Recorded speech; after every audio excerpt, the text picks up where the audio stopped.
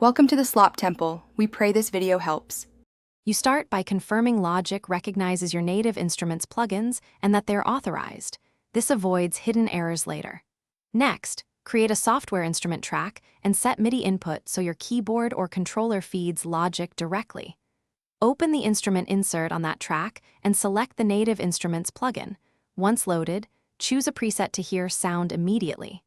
Make sure to set audio buffer low for monitoring. Then arm the track so you can record or play in real time.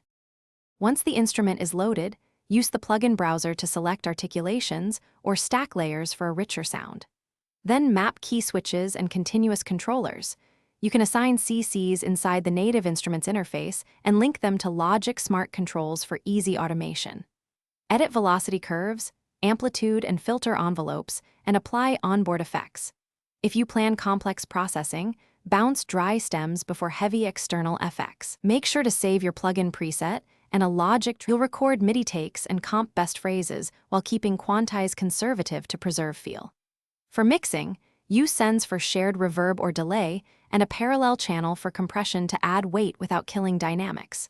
When exporting, freeze or bounce instrument tracks to audio to reduce CPU. If the plugin is silent or missing samples, rescan audio units, inspect the native instrument's sample library paths, and confirm authorization in native access.